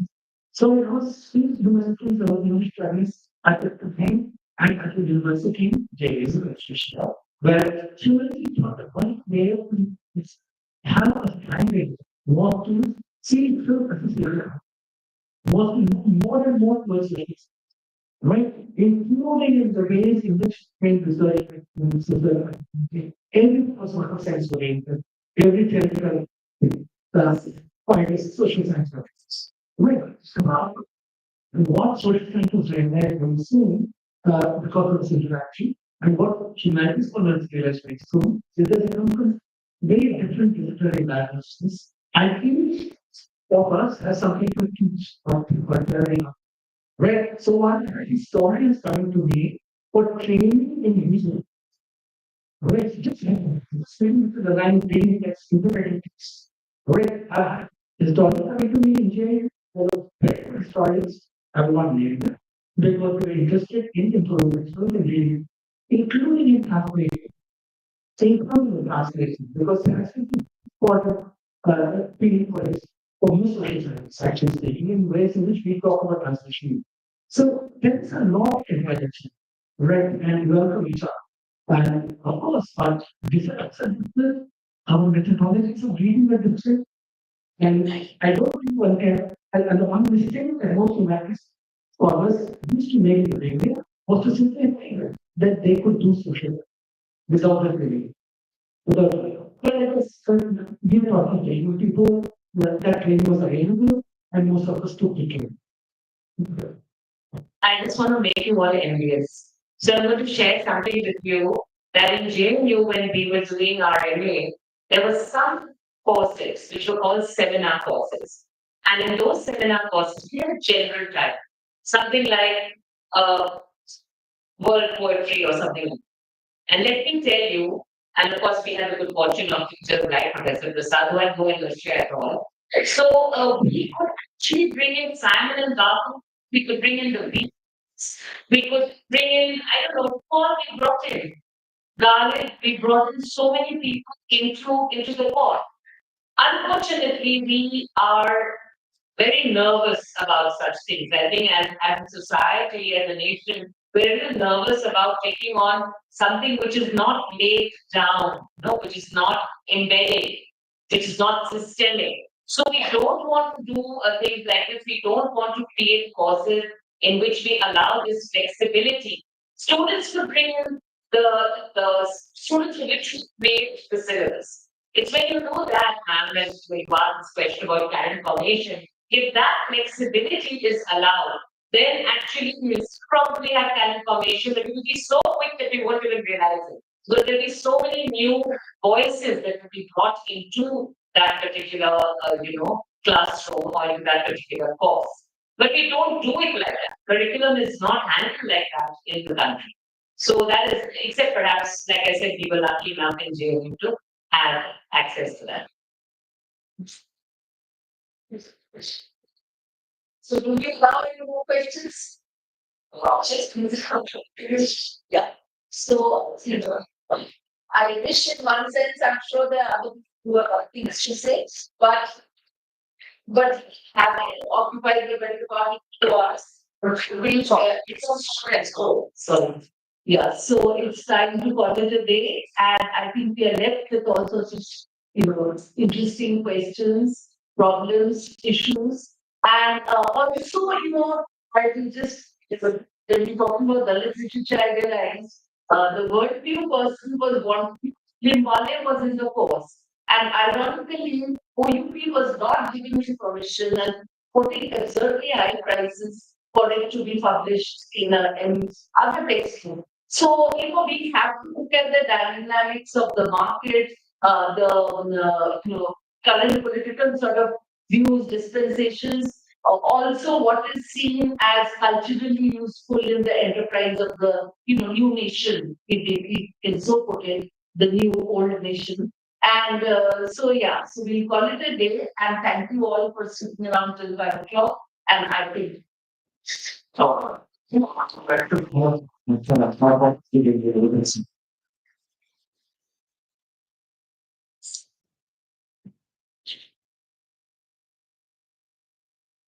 And everyone, this is the conclusion of this helpful and thought-provoking panel. Formal discussion on the trajectory of studying with literature, studying literature in English, 1975 to 2025. I feel privileged to deliver this work on behalf of the Department of English. I have acknowledged his work here today. First and foremost, I extend my heartfelt gratitude to our esteemed first panelists, Professor P. Prasad, Professor Twanga, and Professor Himamala. Your invaluable insights, deep knowledge, and engaging deliberations have not only enriched our understanding, but of the evolving discipline, but have also inspired to think critically about the way we approach English study in the decolonized context. A special thanks to Professor Meenakshi Malhotra for sharing this session. Your guiding questions and insightful moderation kept the discussion focused and thought-provoking.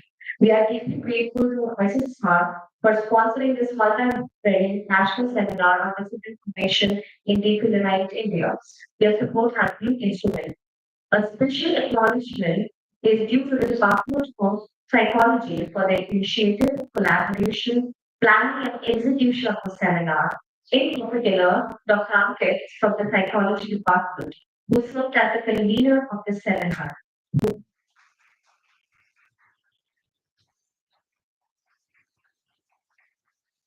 Silence efforts and meticulous planning were pivotal in bringing this event to fruition. I would also like to extend our heartfelt thanks to our principal and the administration of Aryabhatta College. Last but certainly not the least, I express our appreciation to the organizing committee, dedicated team of volunteers whose hard work behind the scenes ensures seamless execution of today's session. I thank all the distinguished guests, colleagues, and participants who joined us today. We look forward to more such enriching sessions. Thank you so much. We are concluding the seminar, so I would like to request Dr. Namita to give and share the concluding summary of the seminar. That I'll take few more minutes to hear what next to. That's my comment. Things that you would usually not have the courage to do, you end up doing for friends. So thank you. I feel that I think it was a lot of confidence that you have shown in me to conclude a seminar that had so many disciplines talking about so many things happening through the decades after independence. Very, I'll keep it short. We've had multiple departments collaborating with the Department of Psychology. We had economics, political science, English, history, and psychology itself. So we had a lot of collaboration here. So a lot of disciplines were discussed in detail. I just quickly walk you through the guests that we had and what we had to add to this discussion. We had keynote address by Gurpreet Sajjan, who I think beautifully put together the kind of evolution of thought and experimentation with methodologies that have happened across the disciplines. So she's talking about how from economic theories we move to developmental studies. She's talking about how history moves from one kind of wholesome pan India history narrative to the history of regions, history of multiple identities, and then she's talking about how political science also initially only engaged with policy making and is now moving into multiple directions. She basically was trying to bring to the center the question where multidisciplinarity and interdisciplinary work are gaining importance and relevance in the science. And to reach this point, all the disciplines have, in their own understanding, gone through volume of change and multiple arguments and counter arguments in the Indian context have added to the richness of that discussion. And then we had an invited lecture on cyber ecosystem and aviation by Professor Naveen Kushi. He was talking about cyberspace and how excessive engagement with that space has led to alienation of individual. Also, in certain senses, this alienation also leads to a certain level of isolation. Then the question of community, etc.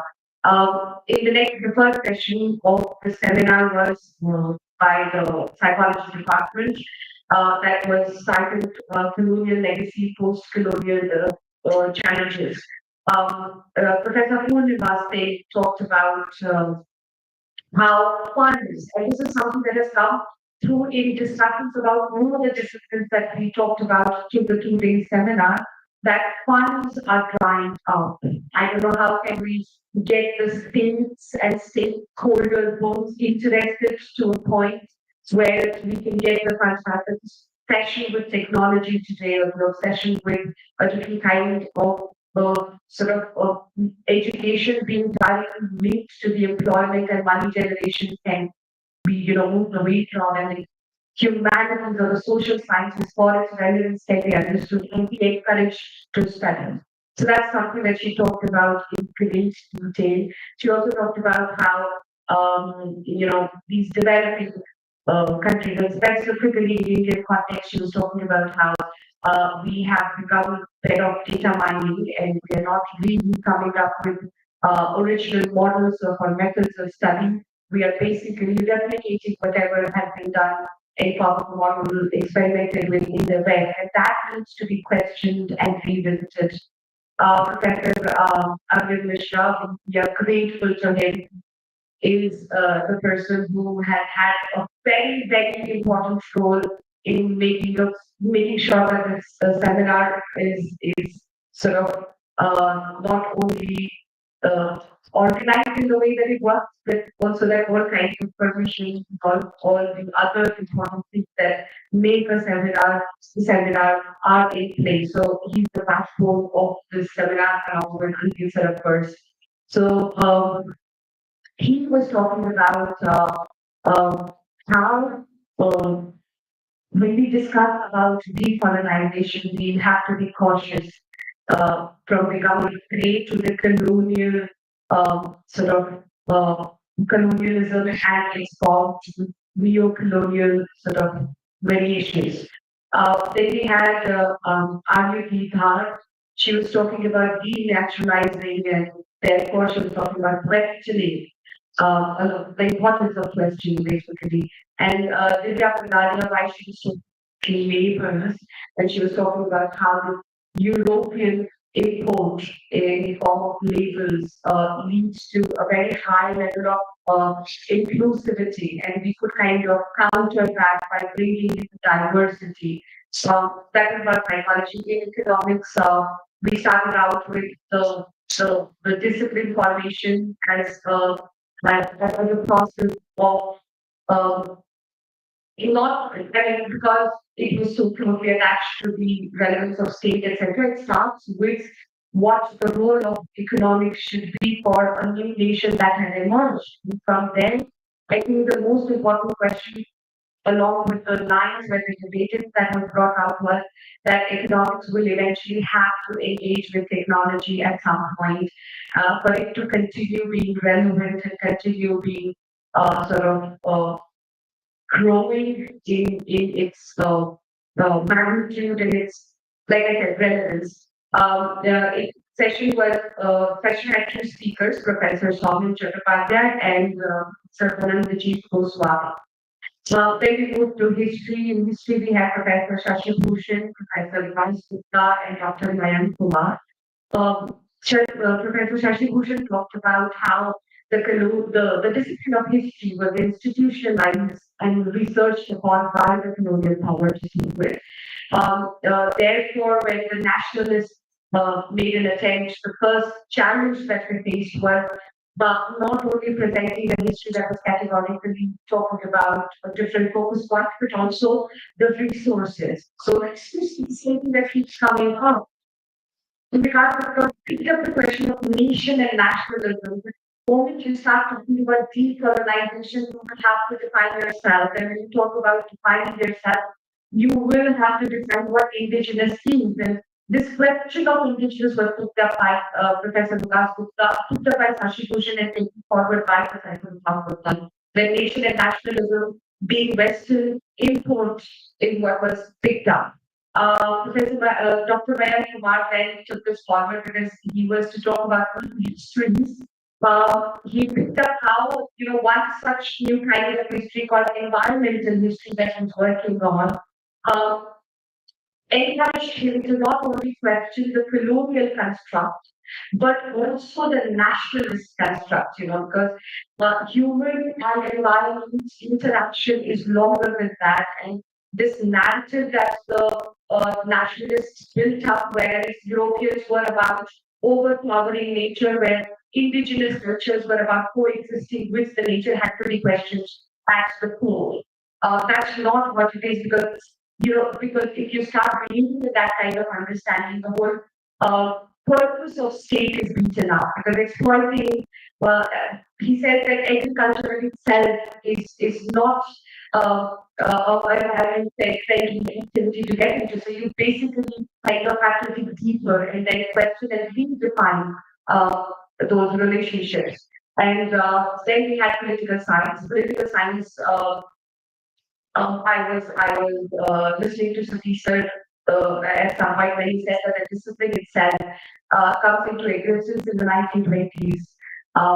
Right, and therefore they were talking about disciplinary challenges. And then when I was listening to Professor Gurpreet Mahajan, she said that we restricted ourselves to policy making related discussions. So now we'll have to kind of get into wider discussions where we are moving beyond just the discussions maybe for policy making. We have to go beyond that. We have to talk about more liberative or authentic theories that answer to the need of the country, not only in terms of politics, but also in terms of identity.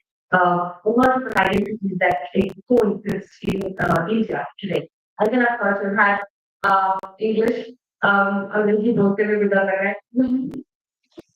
So yeah, because when I'm covering background and Bengali background and everything, I'm going to have to study in CBSE, so I didn't have Shakespeare in my syllabus. And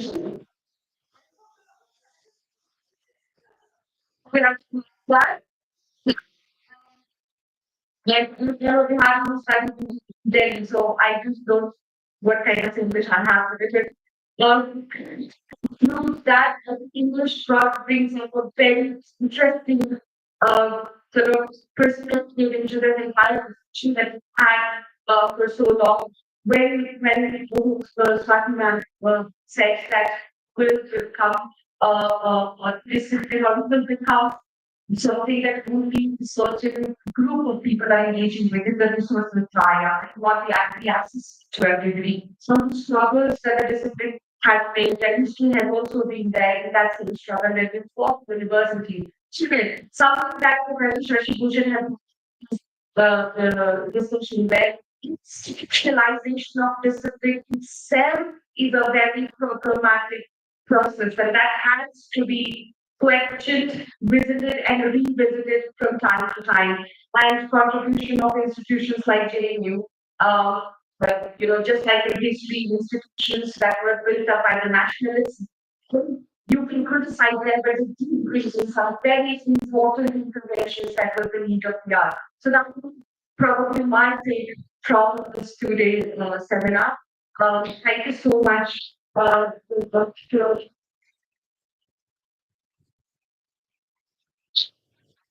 create a team of trainees and mentors.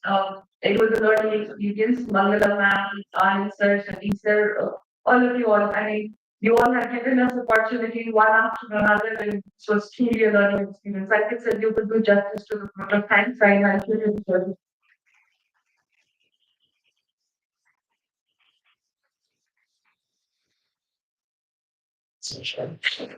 Thank you, Namita, for giving such a wonderful, elaborated, concluding remarks. First of all, let me admit that I'm not a good speaker. I really hesitate. My English is not very good, but I'll try to do justice. I, ऐसे बोलता नहीं है, सिर्फ बात होती है English. I also speak in English. Well, it made me a little nervous. We have this one. So, respecting thinking also the same that they may use the unique ideas to things. But we conclude these things to the enriching national Sundara. It is my privilege and honor to gratitude who contributed to making this event apprentice. First and foremost, to express my deepest gratitude to our principals here for responsible encouragement and unwavering support in organizing this seminar. Despite the community attended by model session, which is a testament to his dedication and commitment, we also extend my sincere thanks to Circulation for its invaluable support in ensuring the smooth execution of the exam. A special word of appreciation to ICSSR for the generous grant that made this event annual possible. I'm gratefully thankful to all the eminent speakers whoever came for all the 5 sessions for enlightening us. I'm profoundly grateful to my two conveners, Sunil Mandal and Dr. Namita Singh, for their unwavering support for this speech. A special mention to Professor G. Mandal and Professor Satish Jha sir for their insightful guidance in analyzing the theme of the seminar. I extend my heartfelt thanks to Dr. Namita Singh, who played a pivotal role in initiating this entire process with me. Thank you. I am also thankful to Dr. Karthikeya Kohli for his valuable support. I express my gratitude to our teacher in charge, Dr. Anishu Gineja, for her constant support and availability whenever I need him. Special thanks to Dr. Bharti Dwivedi, Dr. Neera, Dr. Neera, who is our program coordinator, for being there with me every time. I would also like to thank my committee members who has been organizing this seminar, Dr. Kelly, Dr. Kiran, Dr. Alka, Sachin, Dr. Sachin, Dr. Varsha, Dr. Prashvi, Dr. Sushoni, Dr. Priya, and Dr. Nidar. So I take this opportunity to acknowledge my mentor, Professor Arvind Kumar Mishra, whose unwavering guidance and encouragement presence have been my greatest friend throughout the journey. Getting really emotional each step. But if you want to really believe that I will not imagine any form of humanship, my brain and my men generally say, let me assure you this is a virtue I have been invited from him. I simply strive to learn and practice what he has taught to do. I extend my greetings to Professor Sunil Chirapati also, whose vast knowledge and insightful perspective of English this seminar ministry. It's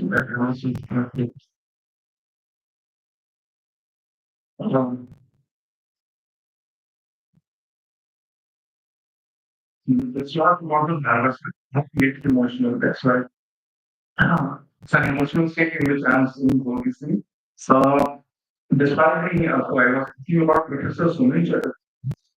Despite being a scholar of remarkable stature, his humility and approachable nature set a true example of what Germany should represent. His wisdom was matched only by his kindness, making his presence a privilege for all of us. A special appreciation goes to all my professors who have taught me, whose wisdom, scholarship, and humility in what the saying. Three learning with roots, always bends low. Remember this, the three learning with roots always bends low. I have learned this from my professors. Such humility is a virtue in the institutions. This cherish when their presence in academia serves as an inspiration to us all. So I extend my warm appreciation to my colleagues from Department of Psychology, Economics, History, Political Science, and English. This unit is providing us with an opportunity to engage in meaningful academic discussions that transcend disciplinary boundaries, creating a truly enriching experience for all. A significant moment when I will how this journey of organizing this seminar started, I would like to mention that a significant event that sparked the idea for this seminar was a brief session to JNU with my students. That means imagine the visual for this event. I along with Sia, Gagan, Yashna, Gaurav, and Preeti went to visit Professor Arvind Kumar Mishra once. And after that meeting, they constantly um, pushed me to organize the seminar and do such activities. Their indulgence, their interest helped me in organizing this. I would like to thank them. Now, I would like to express my deepest appreciation to our psychology association team training. While this democratic education, creativity, and tireless efforts led by Yashna, our president, yeah. The idea of the service change. From planning to execution, each region has demonstrated unparalleled commitment.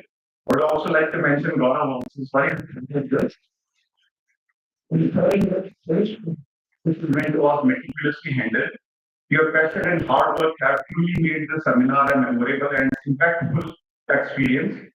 Additionally, I extend my sincere gratitude to enthusiastic volunteers from NCC, Pickwick, and Virtuoso.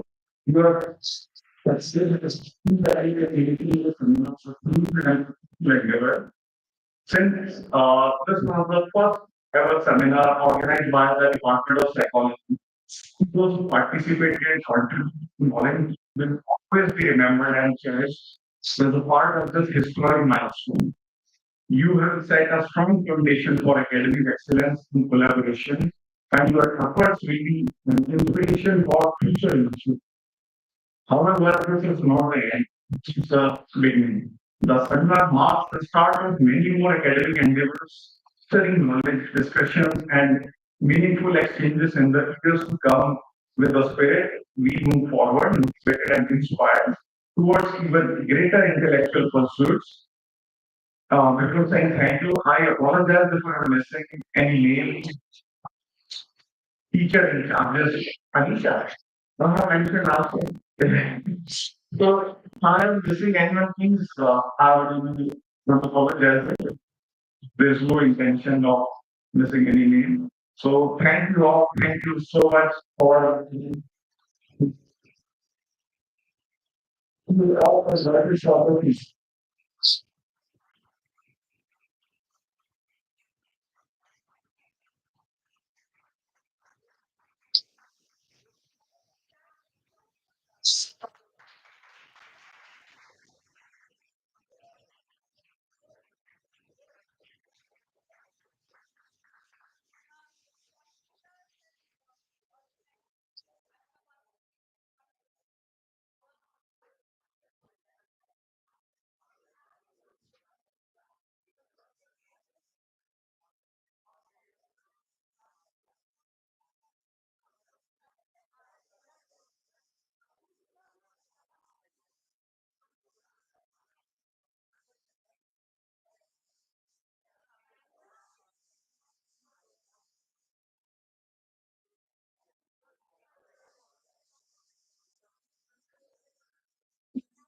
Can you begin?